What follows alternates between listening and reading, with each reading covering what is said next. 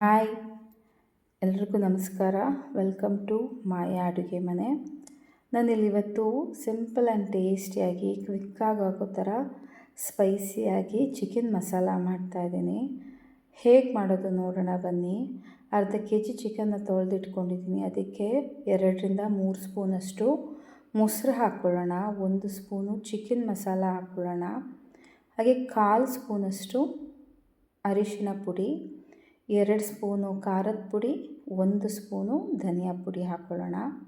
ನಾನಿಲ್ಲಿ ಮಿಕ್ಸ್ ಮಾಡಿದ್ರಿಂದ ಹಾಗೆ 2 ಸ್ಪೂನ್ ಹಾಕ್ಕೊಳ್ತಾ ಇದ್ದೀನಿ.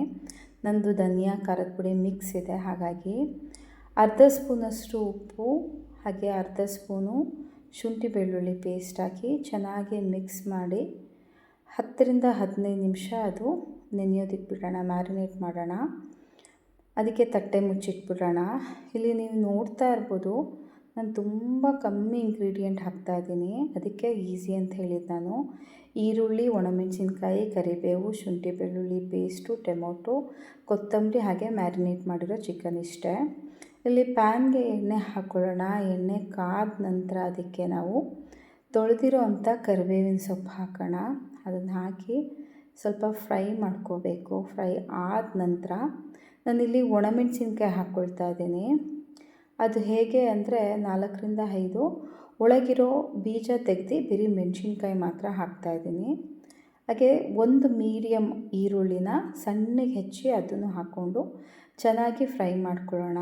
ಈರುಳ್ಳಿ ಚೆನ್ನಾಗಿ ಫ್ರೈ ಆಗಬೇಕು, ಇಲ್ಲಾಂದರೆ ಸ್ವಲ್ಪ ಹಂಗೆ ಹಸಿ ಹಸಿ ಸಿಕ್ಬಿಡತ್ತೆ. ಹಾಗಾಗಿ ಚೆನ್ನಾಗಿ ಫ್ರೈ ಮಾಡಿದ್ಮೇಲೆ ಅದಕ್ಕೆ 1 ಸ್ಪೂನಷ್ಟು ಶುಂಠಿ ಬೆಳ್ಳುಳ್ಳಿ ಪೇಸ್ಟ್ ಹಾಕ್ಕೊಬೇಕು. ಅದು ಹಾಕ್ಕೊಂಡು ಚೆನ್ನಾಗಿ ಫ್ರೈ ಮಾಡಿ ಅದ್ರದ್ದು ಹಸಿ ವಾಸನೆ ಎಲ್ಲ ಹೋಗಬೇಕು, ಅಲ್ಲಿ ತನಕ ಫ್ರೈ ಮಾಡ್ಕೊಳ್ಳೋಣ. ಇಲ್ಲಿ ನಾನು 2 ಟೊಮೊಟೊ ಸಣ್ಣಗೆ ಹೆಚ್ಚಿ ಹಾಕ್ತಾಯಿದ್ದೀನಿ. ಇಲ್ಲಿ ನಿಮಗೆ ಗ್ರೇವಿ ಕ್ವಾಂಟಿಟಿ ಜಾಸ್ತಿ ಬೇಕು ಅಂತಂದರೆ ನೀವು ಟೊಮೊಟೊ, ಈರುಳ್ಳಿ, ಶುಂಠಿ ಬೆಳ್ಳುಳ್ಳಿ, ಖಾರದ ಪುಡಿ, ಚಿಕನ್ ಮಸಾಲ ಎಲ್ಲ ಸ್ವಲ್ಪ ಕ್ವಾಂಟಿಟಿ ಜಾಸ್ತಿ ಹಾಕ್ಕೊಂಡ್ರೆ ನಿಮಗೆ ಗ್ರೇವಿ ಸ್ವಲ್ಪ ಜಾಸ್ತಿ ಆಗುತ್ತೆ. ಇಲ್ಲಿ ನಾನು 2ರಿಂದ 3 ಜನಕ್ಕೆ ಆಗೋಷ್ಟು ಅಷ್ಟೇ ಮಾಡಿರೋದು. ನಿಮಗೆ ಜಾಸ್ತಿ ಬೇಕಂದರೆ ಈರುಳ್ಳಿ, ಟೊಮೊಟೊ, ಶುಂಠಿ ಬೆಳ್ಳುಳ್ಳಿ ಎಲ್ಲ ಕ್ವಾಂಟಿಟಿ ಜಾಸ್ತಿ ಮಾಡ್ಕೊಳ್ಳಿ. ಸ್ವಲ್ಪ ಇದಕ್ಕಷ್ಟೇ ಉಪ್ಪು ಹಾಕ್ಕೊಂಡು ಚಿಕನ್ ಮ್ಯಾರಿನೇಟ್ ಮಾಡಿದ್ವಲ್ಲ ಅದನ್ನು ಹಾಕಿ ಮಿಕ್ಸ್ ಮಾಡೋಣ. ಯಾಕೆ ಅಂದರೆ ಚಿಕನಲ್ಲಿ ಉಪ್ಪು ಹಾಕಿರೋದ್ರಿಂದ ನಿಮಗೆ ಎಷ್ಟು ಬೇಕು ಅಷ್ಟೇ ಉಪ್ಪು ನೋಡ್ಕೊಂಡು ಹಾಕ್ಕೊಳ್ಳಿ.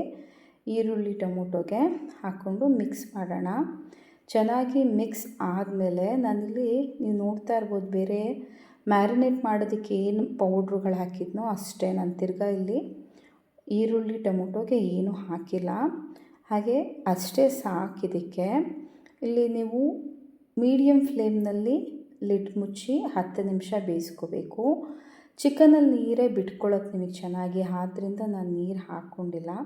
ನಿಮಗೆ ಇನ್ ಕೇಸ್ ನಿಮಗೆ ನೀರು ಬಿಟ್ಟಿಲ್ಲ ಅಂದರೆ ನೀವು ಬೇಕಿದ್ರೆ ಚಿಕನ್ ಬೇಯೋಷ್ಟು ನೀರು ಹಾಕ್ಕೊಬೋದು. ನನಗಿಲ್ಲಿ ನೋಡಿ 10 ನಿಮಿಷ ಆದಮೇಲೆ ಈ ಕನ್ಸಿಸ್ಟೆನ್ಸಿಗೆ ಬಂದಿದೆ. ಇವಾಗ ನಾನು ಮತ್ತೆ ಇನ್ನು 10 ನಿಮಿಷ ಲಿಡ್ ಮುಚ್ಚಿ ಬಿಡ್ತೀನಿ, ಸಿಮ್ಮಲ್ಲಿಡ್ತೀನಿ. ಸಿಮ್ಮಲ್ಲಿ 10 ನಿಮಿಷ ಅಂದರೆ ಸಣ್ಣ ಉರಿಯಲ್ಲಿ 10 ನಿಮಿಷ ಬೇಯಿಸ್ಕೊಳ್ಳೋಣ. ನೋಡಿ ಈ ಥರ ಆಗುತ್ತೆ. ಇದು ಅನ್ನದ ಜೊತೆ, ಚಪಾತಿ ಜೊತೆ ತುಂಬ ಚೆನ್ನಾಗಿರುತ್ತೆ. ದಾಲು, ಸಾಂಬಾರು, ತಿಳಿಸಾರನ್ನಕ್ಕೆ ತುಂಬ ಮಾಡಿಸಿದಂಥ ಕಾಂಬಿನೇಷನು. ಟ್ರೈ ಮಾಡಿ. ಈ ಬ್ಯಾಚುಲರ್ಸ್ಗೆ, ವರ್ಕಿಂಗ್ ವುಮೆನ್ಸ್ಗೆಲ್ಲ ಇದು ತುಂಬ ಕ್ವಿಕ್ಕಾಗಿ ಬೇಗ ಆಗೋಂಥ ರೆಸಿಪಿ. ನೀವು ಮನೆಯಲ್ಲಿ ಟ್ರೈ ಮಾಡಿ ಹೇಗಿದೆ ಅಂತ ದಯವಿಟ್ಟು ಕಮೆಂಟ್ಸ್ ಮಾಡಿ. ನೋಡಿ ಆಗಿದೆ, ಇವಾಗ ಎಷ್ಟು ಚೆನ್ನಾಗಾಗಿದೆ ಅಲ್ಲ, ಎಣ್ಣೆ ಬಿಟ್ಟಿದೆ, ಚೆನ್ನಾಗಾಗಿದೆ. ಇವಾಗ ಸ್ವಲ್ಪ ಮೇಲೆ ಕೊತ್ತಂಬರಿ ಉದುರಿಸ್ಕೊಳ್ಳೋಣ ಸಣ್ಣಗೆ ಹೆಚ್ಚಿ. ಜಾಸ್ತಿ ಕೊತ್ತಂಬರಿ ಹಾಕೋದು ಬೇಡ, ಫ್ಲೇವರ್ ಚೇಂಜ್ ಆಗಿಬಿಡತ್ತೆ. ಹಾಕಿ ಸ್ವಲ್ಪ ಮಿಕ್ಸ್ ಮಾಡಿ ಇವಾಗ ಬೌಲಿಗೆ ಶಿಫ್ಟ್ ಮಾಡ್ಕೊಳ್ಳೋಣ. ಇದು ನೀವು ಖಂಡಿತ ಮನೇಲಿ ಒಂದ್ಸಲ ಟ್ರೈ ಮಾಡಿ. ಒಂದ್ಸಲ ರೈಸ್ ಹಾಕ್ಕೊಂಡು ತಿಂದರೆ ಮತ್ತೆ ಇನ್ನೊಂದ್ಸಲ ಹಾಕ್ಕೊಂಡು ತಿಂತೀರ, ಅಷ್ಟು ಚೆನ್ನಾಗಿರುತ್ತೆ. ನೋಡಿ ಬೌಲಿಗೆ ಶಿಫ್ಟ್ ಮಾಡ್ಕೊಳ್ಳೋಣ. ನೋಡಿ ಎಷ್ಟು ಚೆನ್ನಾಗಿ ಕಾಣ್ತಾ ಇದೆ ಅಲ್ಲ. ನಾನು ಇವತ್ತು ಇದನ್ನು ಚಿಕನ್ ಮಸಾಲಾನ ವೈಟ್ ರೈಸ್ ಜೊತೆ ಇಟ್ಕೊಂಡು ತಿಂತಾಯಿದ್ದೀನಿ. ನೀವು ಮನೇಲಿ ಟ್ರೈ ಮಾಡಿ ಹೇಗಿದೆ ಅಂತ ನನಗೆ ಕಮೆಂಟ್ಸ್ ಮಾಡಿ ಹೇಳಿ. ಹಾಗೆ ಲೈಕ್ ಮಾಡಿ, ಶೇರ್ ಮಾಡಿ, ಹಾಗೆ ನನ್ನ ಚಾನಲ್ನ ಸಬ್ಸ್ಕ್ರೈಬ್ ಮಾಡಿ. Thank you so much.